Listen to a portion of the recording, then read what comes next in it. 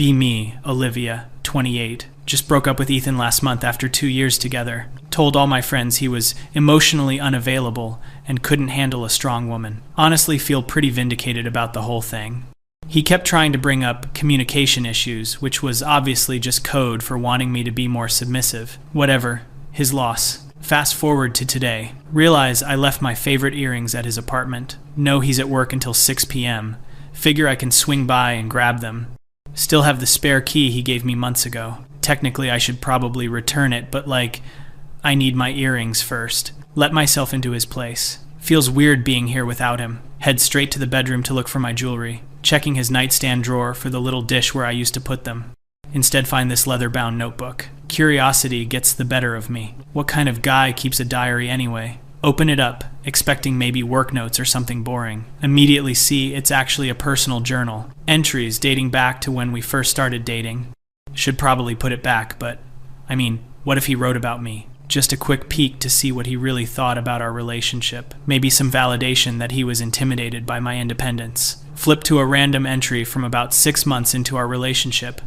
March 15th. Olivia got upset with me again today for not planning something thoughtful for our 6-month anniversary. When I suggested we split the cost of a nice dinner since we've been talking about how important financial equality is to her, she completely lost it. Said I was being cheap and that a real man would want to treat his girlfriend. I tried to point out the contradiction, but she said I was weaponizing feminism against her. I ended up paying for the whole weekend trip to the coast just to stop the fighting. Cost me nearly $800 I didn't really have. I feel like I can't win. She wants equality when it benefits her, but traditional gender roles when it doesn't. The worst part was when she told Sarah and Jessica about it at dinner, making it sound like I was some deadbeat who never wanted to spend money on her. I just sat there while they all talked about how men today don't know how to be men. I felt about 2 inches tall. Stomach drops a little reading this. I remember that fight. He's totally mischaracterizing what happened. I wasn't asking for traditional gender roles, just basic thoughtfulness. Though, I do remember complaining to the girls about it. Flip ahead a few pages, telling myself I'll just read one more entry. May 3rd. Had dinner with Olivia's parents tonight. Every time her dad tried to talk to me about sports or ask about my job, Olivia would interrupt to lecture about toxic masculinity and how men bond through sports because they can't express emotions properly. When I mentioned I actually enjoy basketball because it reminds me of playing with my dad before he died, she said I was romanticizing patriarch bonding rituals. Her mom tried to change the subject, but Olivia kept going. I excused myself to the bathroom and just sat there for 10 minutes, trying not to cry. My dad died when I was 12. Basketball is one of the few good memories I have of him. When I came back, Olivia was explaining to her parents how she's helping me unpack my masculine conditioning. I drove home in silence while she talked about how proud she was of me for listening and learning. I wasn't learning. I was dying inside. Hands actually shaking now. I remember that dinner. Thought I was helping him grow as a person. His dad. He never talks about his dad. Had no idea he died when Ethan was so young. The basketball thing. Oh God. Keep reading. Can't seem to stop myself. July 22nd. Olivia invited her book club over tonight. I tried to stay out of the way, but they were discussing some article about emotional labor. Olivia started using me as an example of how she has to manage my feelings and teach me empathy. She told them about how I got upset last week when she canceled our plans last minute to go to that rally, and how she had to educate me about how women's rights are more important than dinner reservations. The whole group was nodding along while she described me like I was some kind of project. Lisa asked if I was worth the effort, and Olivia said, "That's the burden we bear as evolved women." I was sitting right there in the kitchen, able to hear everything. When they left, I told her it hurt to be talked about like that. She said I was being too sensitive and that if I felt ashamed, maybe I should examine why instead of tone policing her. I slept on the couch because I couldn't stand the thought of lying next to someone who saw me as a burden. Oh fuck. I remember that book club meeting. Thought I was sharing insights about relationships. Didn't think about how it would sound to him. But he was being unreasonable about the rally thing, wasn't he? Flipping through more pages, finding entry after entry. September 8th. Olivia's been on me all week about not posting anything for Women's Equality Day on social media. Says my silence is violence and that I need to use my male privilege to amplify women's voices. When I said I prefer to support causes privately through donations rather than performative posting, she accused me of being ashamed to be associated with feminism. Made me sit down and craft a post while she watched, editing it multiple times because it wasn't authentic enough. then got mad when people commented that it sounded forced. Told me I obviously don't really care about women's rights and that she's starting to question if I'm the kind of man she thought I was.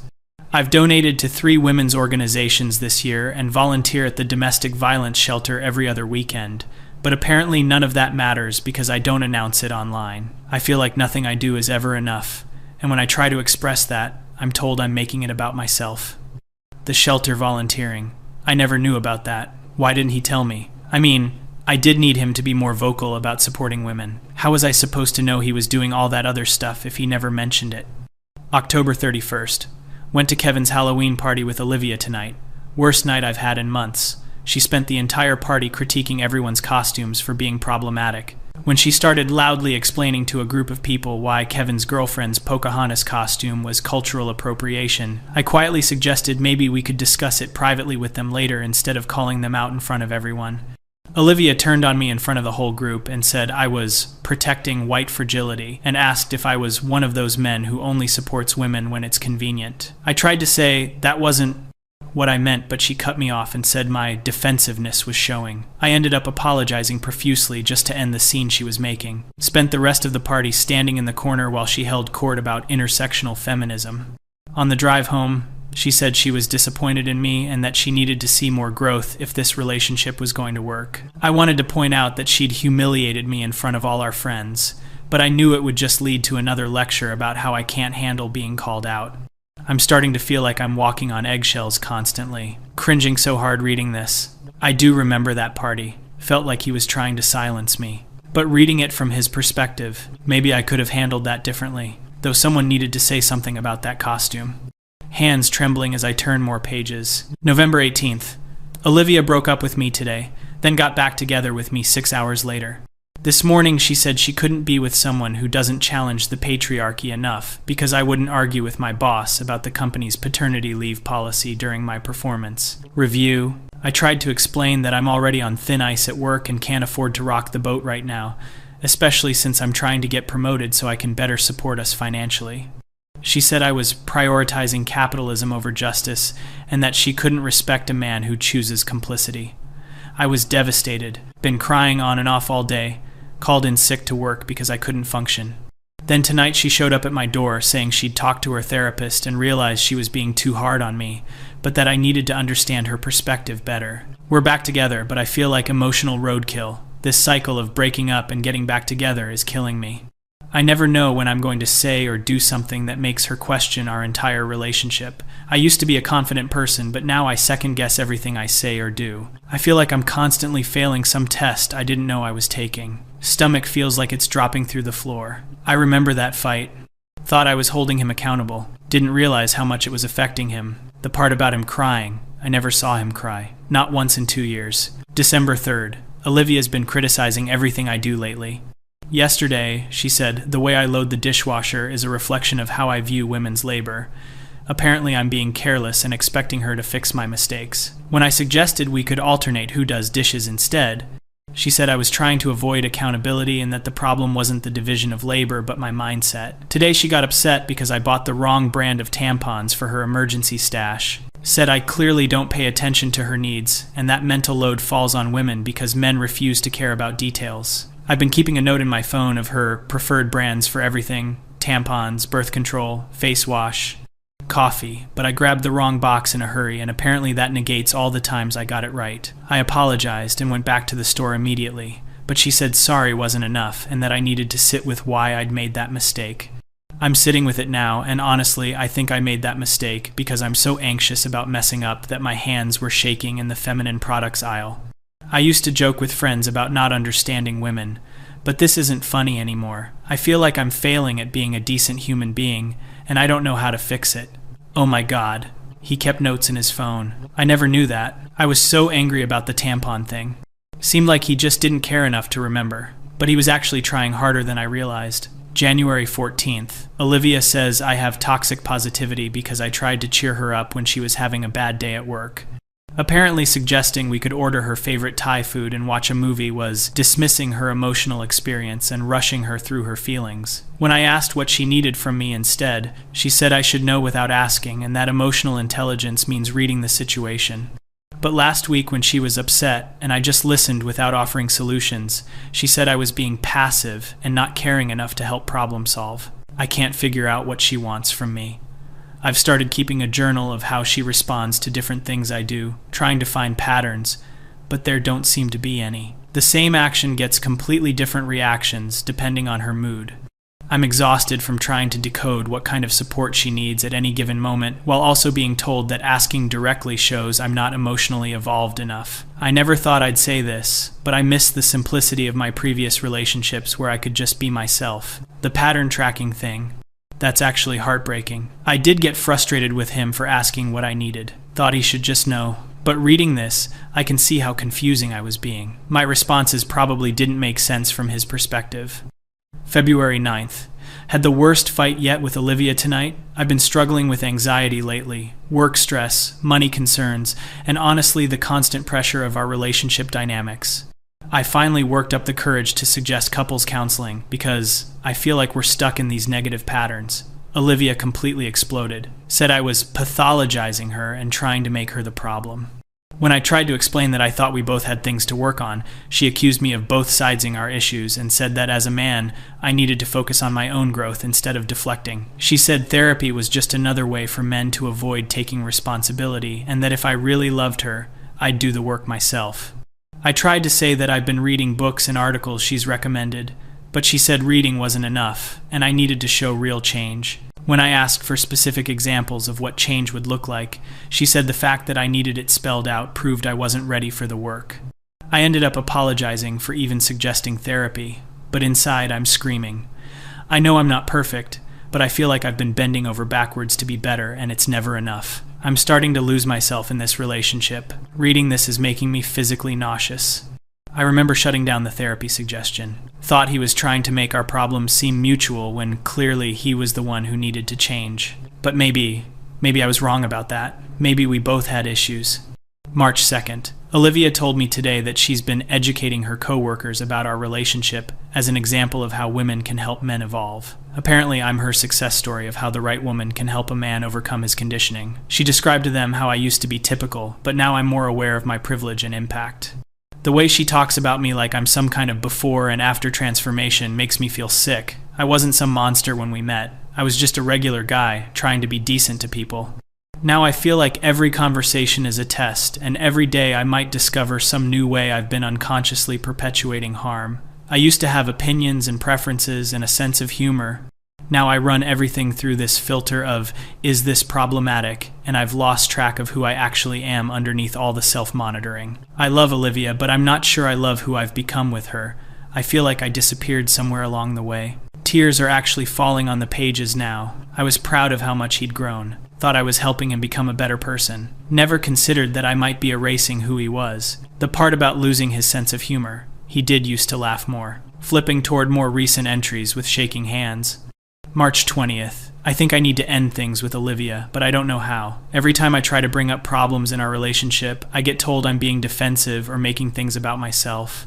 I feel trapped in this dynamic where I'm always the student and she's always the teacher, always the one with something to correct about how I think or feel or behave. I miss having a partner who saw me as an equal instead of a project. I miss being able to disagree about something without it becoming a seminar on my unconscious biases. I miss feeling like my feelings mattered too. Yesterday I tried to tell her that her constant corrections were affecting my self-esteem, and she said that discomfort with being called out was a sign I needed to lean into the learning. But I'm not learning anymore. I'm just shrinking. I'm becoming smaller and smaller, trying to take up less space so there's less of me to criticize. I don't think she sees me as a person anymore, just as a representation of everything wrong with men that she gets to fix. I know if I break up with her, she'll tell everyone it's because I couldn't handle being with a strong woman, and maybe that's true. Maybe I can't handle being with someone who makes me feel this worthless. Sobbing now, can barely see the page through tears. This is how he really felt? All this time I thought I was helping him grow. Thought our discussions were making him more aware. Never realized I was making him feel worthless. Last entry I can bear to read, dated just a week before our breakup. April 8th. Olivia accused me of stonewalling her today because I didn't want to have another 3-hour conversation about my internalized misogyny after I said I was tired. I worked a 12-hour shift yesterday and just wanted to come home and decompress quietly. But apparently my need for space is a classic male avoidance tactic and shows I'm not committed to growth. She said, if I really loved her, I'd prioritize our relationship over my comfort. I ended up sitting through another lecture about emotional availability while fighting to keep my eyes open. I think something broke in me tonight. I realized that I haven't felt genuinely happy in months. I can't remember the last time I felt relaxed or at peace. Every interaction with Olivia feels like I'm being cross-examined for crimes I didn't know I'd committed. I love her, but I don't think she loves me. Not the real me, anyway. She loves the idea of fixing me. She loves having someone to educate and improve. But the person I actually am seems to disappoint her constantly. I don't want to be anyone's improvement project anymore. I want to be someone's partner. I want to be with someone who likes me, not someone who's constantly trying to make me into someone else. I think I know what I have to do. Close the journal and just sit there on his bed, crying harder than I have in years. This is what I did to him. This is who I was in our relationship. I was so focused on making him better that I never stopped to consider whether I was making him happy, or whether he needed to be fixed in the first place. Thinking back through our entire relationship with this new perspective, all those times I thought I was standing up for myself. All those moments I felt proud of educating him. All those conversations where I thought I was helping him grow. He experienced all of it as criticism and rejection. The worst part is how reasonable I thought I was being. How justified I felt in everything I said and did. I genuinely believed I was the wronged party when we broke up. Told everyone he couldn't handle my independence. Painted him as just another guy who was threatened by a strong woman. But I wasn't strong. I was cruel, and I was too self-righteous to see it. Remembering specific moments now with horrible clarity. The way his face would shut down when I started explaining his privilege to him. How he stopped sharing opinions about movies or books. The way he'd apologize immediately whenever I got upset, like he was afraid of me. How he stopped talking about his day at work after I kept pointing out problematic things his coworkers said. He didn't become more enlightened, he just became more afraid. Sitting in his empty apartment, holding his journal, realizing that everything he wrote about me was true.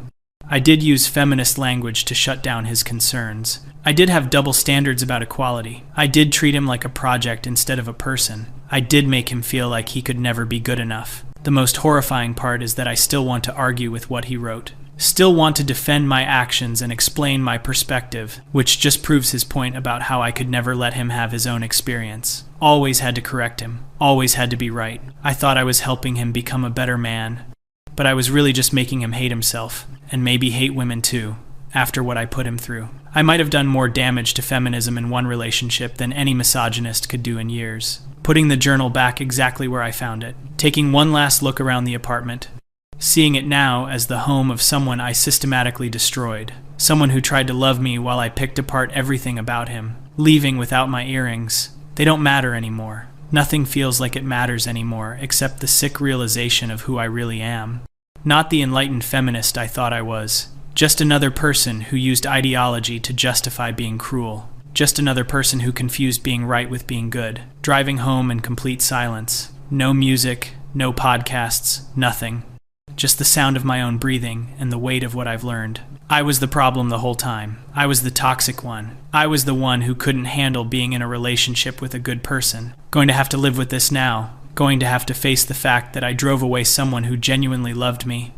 Because I couldn't love him back without trying to change everything about him first. And worst of all, I'm going to have to admit that maybe, just maybe, I'm not the person I thought I was.